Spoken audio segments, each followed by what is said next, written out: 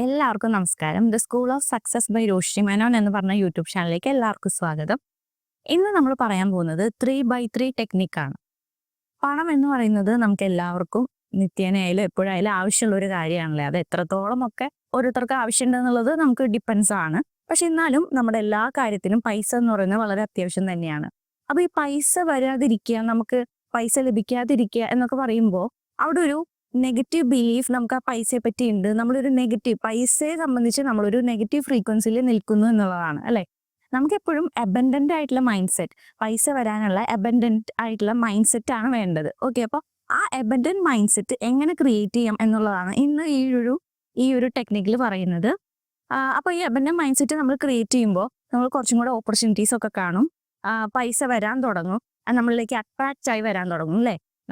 ഒരു കാര്യം നമ്മൾ അതിന് ആ ഒരു മൈൻഡ് സെറ്റ് ക്ലിയർ ആക്കി എല്ലാ ബ്ലോക്കും മാറ്റി നമ്മൾ അബൻഡന്റ് മൈൻഡ് സെറ്റ് ക്രിയേറ്റ് ചെയ്യുകയാണെങ്കിൽ തീർച്ചയായും പൈസ വരാനുള്ള സാധ്യത വളരെ കൂടുതലാണ്. ഓക്കെ, അപ്പോൾ അത് ഈ ഒരു ടെക്നിക്ക് 3 ദിവസമാണ് ചെയ്യേണ്ടത്.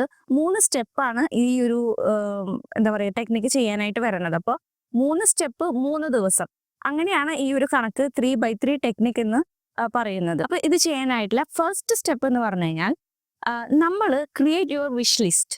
അതായത് നമുക്ക് വാങ്ങിക്കാൻ ആഗ്രഹമുള്ള, പൈസ കൊടുത്ത് വാങ്ങിക്കാൻ ആഗ്രഹമുള്ള എല്ലാ ലിസ്റ്റും മനസ്സ് തുറന്ന് എഴുതുക.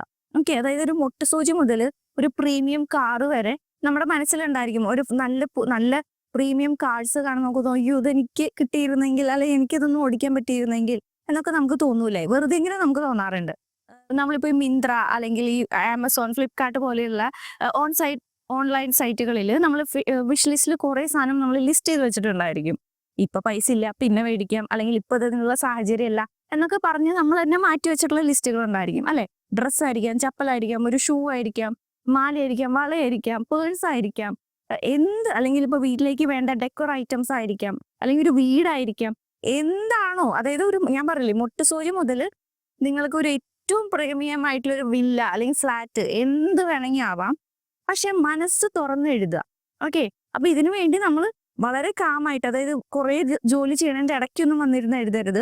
വളരെ റിലാക്സ് ആയിട്ട് വേണം ഇത് എഴുതാനായിട്ട്. എന്നാലേ നമുക്കത് ഉള്ളിൽ നിന്ന് വരുള്ളൂ അല്ലെ, നമ്മുടെ മനസ്സിൽ. അപ്പൊ ഇത് എഴുതി കഴിയുമ്പോൾ നമുക്ക് തന്നെ മനസ്സിൽ, ഓക്കെ ഇത്രയൊക്കെ ആഗ്രഹങ്ങൾ എന്റെ മനസ്സിലുണ്ടായിരുന്നു എന്നുള്ളത്. ഓക്കെ, അപ്പൊ അതുപോലെ വിഷ് ലിസ്റ്റ് ക്രിയേറ്റ് ചെയ്യുക എന്നുള്ളതാണ് ഫസ്റ്റ് സ്റ്റെപ്പ്. ഇനി രണ്ടാമത്തെ സ്റ്റെപ്പ് എന്ന് പറഞ്ഞു കഴിഞ്ഞാൽ നമുക്ക് ലൈഫിൽ ഫ്രീ ആയിട്ട് കിട്ടിയിട്ടുള്ള കാര്യങ്ങൾ എന്തൊക്കെയാണെന്നൊന്ന് എഴുതുക എന്നുള്ളതാണ്. അതായത് ഇപ്പൊ നമുക്ക് വെള്ളം, എന്താ പറയുക, ഓക്സിജൻ, സൺലൈറ്റ് അല്ലെ, നമുക്ക് അത്യാവശ്യം വേണ്ട സാധനങ്ങളൊക്കെ നമുക്ക് ഫ്രീ ആയിട്ട് കിട്ടുന്നുണ്ട് അല്ലെ. അപ്പോൾ അതുപോലെ നമ്മുടെ പാരന്റ്സ്, നമ്മുടെ സിബ്ലിങ്സ്, നമ്മുടെ കൂടപ്പിറപ്പുകൾ, നമ്മുടെ റിലേറ്റീവ്സ്, ഇതൊക്കെ നമുക്ക് ഫ്രീ ആയി കിട്ടിയത്. ഇതൊന്നും നമ്മൾ പൈസ കൊടുത്ത് മേടിച്ചതല്ലോ അല്ലെ. അങ്ങനെ നമ്മൾ വളരെ ബ്ലെസ്ഡ് ആണ് അല്ലെ.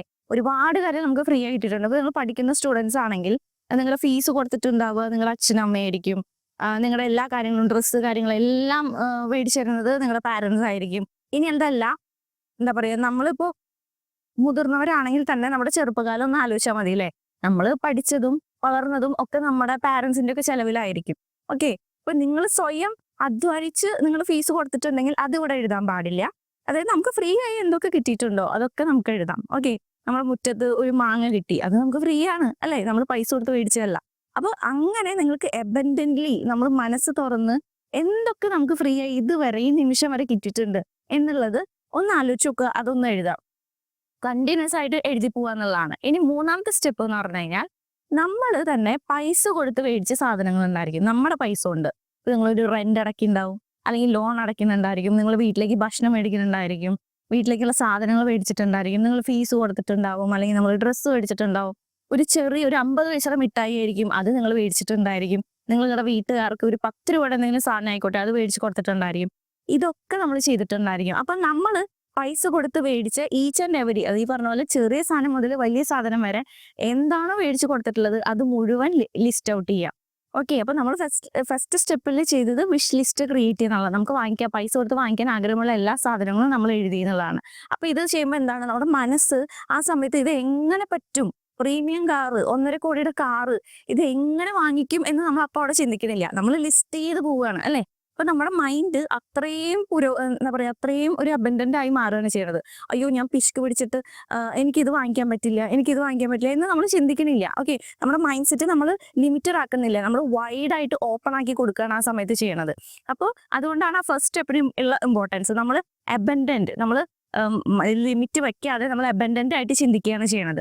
സെക്കൻഡ് സ്റ്റെപ്പിൽ എന്താ സംഭവിക്കുന്നത്, നമുക്ക് ഓൾറെഡി ഫ്രീ ആയിട്ട് കിട്ടിയ സാധനങ്ങൾ, ഇപ്പോൾ അവിടെ ഗ്രാറ്റിറ്റ്യൂഡ്, നമ്മൾ താങ്ക് യു, കാരണം നമ്മൾ ഇവിടെ വരെ എത്തിയത് നമ്മൾ കുറേ കാര്യങ്ങൾ നമ്മൾ പൈസ കൊടുത്തില്ലെങ്കിൽ നമുക്ക് ഫ്രീ ആയിട്ട് ഇവിടെ കിട്ടിക്കൊണ്ടിരിക്കുന്നുണ്ട്, കിട്ടിയിട്ടുണ്ട്. ഓക്കെ, അതാണ് സെക്കൻഡ് സ്റ്റെപ്പിൽ സംഭവിക്കുന്നത്. ഗ്രാറ്റിറ്റ്യൂഡ് ആണ് അവിടെ ആ ഒരു പ്രോസസ്സിൽ നടക്കുന്നത്.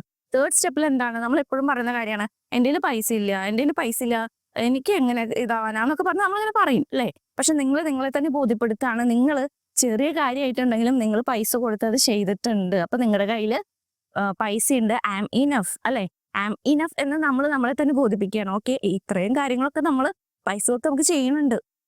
10,000 രൂപയായിരിക്കും, അപ്പൊ എനിക്ക് ശമ്പളം കുറവാ, 10,000 രൂപയുള്ളൂ എന്ന് നമ്മൾ പറയുമായിരിക്കും. പക്ഷേ ആ 10,000 രൂപയ്ക്ക് നിങ്ങൾ ഭക്ഷണം കഴിക്കുന്നുണ്ട്, നിങ്ങൾ ചിലപ്പോൾ ചെറിയൊരു ലോൺ അടയ്ക്കുന്നുണ്ടായിരിക്കും, അങ്ങനെ പല കാര്യങ്ങളും ഉണ്ടായിരിക്കും. അപ്പൊ ഐ ആം ഇനഫ്, എനിക്ക് ഇത്രയും പൈസ കിട്ടുന്നുണ്ട് എന്നുള്ളൊരു ആ ഒരു പെർസെപ്ഷൻ, ആ ഒരു നമ്മുടെ മൈൻഡിലേക്ക് ആ ഒരു സാധനം കൊടുക്കുകയാണ് നമ്മൾ ചെയ്യുന്നത് അല്ലെ.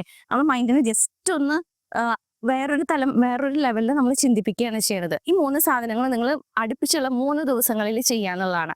1, 2, 3 ദിവസങ്ങളിൽ നമ്മളിത് ചെയ്യുമ്പോൾ, ഇപ്പൊ നിങ്ങൾ ഇന്ന് എഴുതിയതായിരിക്കില്ല, ചിലപ്പോൾ പിറ്റേ ദിവസം നിങ്ങൾക്ക് കുറച്ചും കൂടെ ലിസ്റ്റ് കിട്ടുമായിരിക്കും, അതിന്റെ പിറ്റേ ദിവസം കുറച്ചും കൂടെ ലിസ്റ്റ് കിട്ടുമായിരിക്കും. ഓക്കെ, അപ്പോൾ അങ്ങനെ 3 ദിവസം കൊണ്ട് നമ്മൾ നമ്മുടെ മൈൻഡ് സെറ്റിനെ അങ്ങനെ വൈഡ് ഓപ്പൺ ആക്കുകയാണ് ചെയ്യണത്. Wide open.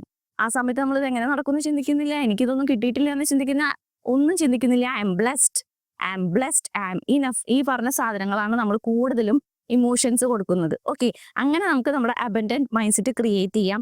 അതുവഴി നമ്മളിലേക്ക് പൈസ അട്രാക്റ്റ് ആയി വരിക തന്നെ ചെയ്യും. കാരണം നമ്മൾ വൺസ് നമ്മുടെ മൈൻഡ് സെറ്റ് നമ്മൾ ഓപ്പൺ ആക്കി അബൻഡന്റ് ആക്കി കഴിഞ്ഞാൽ പൈസ ഓട്ടോമാറ്റിക് ആയിട്ട് അട്രാക്റ്റ് ആയി വന്നുകൊണ്ടിരിക്കും. അപ്പോൾ ഈ ഒരു ടെക്നിക്ക് എല്ലാവരും ചെയ്തു നോക്കുക. നിങ്ങൾ തന്നെ ലിസ്റ്റ് ചെയ്യുക. കാരണം നിങ്ങളൊക്കെ മനസ്സിൽ കുറെ ആഗ്രഹങ്ങളുണ്ട്, ആ ആഗ്രഹങ്ങളൊക്കെ മനസ്സിൽ പോരട്ടെ, അറിയണ്ടേ നമുക്ക് തന്നെ ഇത്രയൊക്കെ നമ്മുടെ ഉള്ളിൽ, നമ്മുടെ സബ് കോൺഷ്യസ് മൈൻഡിൽ ഒളിഞ്ഞു കിടക്കുന്നുണ്ടായിരുന്നു എന്ന് നമുക്ക് തന്നെ നമ്മളെ തന്നെ ബോധ്യപ്പെടുത്താണ്. അപ്പൊ അത് കാണുമ്പോൾ നമുക്ക് ഓക്കെ, ഇതൊക്കെ എൻ്റെ ആഗ്രഹങ്ങളുണ്ടല്ലേ, അപ്പൊ ഞാൻ കുറച്ചും കൂടെ വർക്ക് ചെയ്യണം, എനിക്ക് കുറച്ചും കൂടെ കാര്യങ്ങളും ഓപ്പർച്യൂണിറ്റീസ് ഒക്കെ നോക്കണം, കാരണം ഇതൊക്കെ എനിക്ക് നേടണ്ടേ എന്ന ആ ഒരു പോസിറ്റീവ് രീതിയിൽ നമ്മൾ ചിന്തിക്കാൻ തുടങ്ങും. ഓക്കെ, അപ്പോൾ ഈ 3x3 ടെക്നിക്ക് എല്ലാവരും ചെയ്തു നോക്കുമെന്ന് വിചാരിക്കുന്നു. ഇത് പൂർണ്ണമായിട്ടും നമ്മുടെ മൈൻഡ് സെറ്റ് അബൻഡന്റ് ആക്കാനുള്ളതാണ്. ഓക്കെ, അപ്പൊ എല്ലാവർക്കും ഈ ഒരു വീഡിയോ ഇഷ്ടപ്പെട്ടു എന്ന് വിചാരിക്കുന്നു. അടുത്ത വീഡിയോ തന്നെ this is Roshni madam signing off.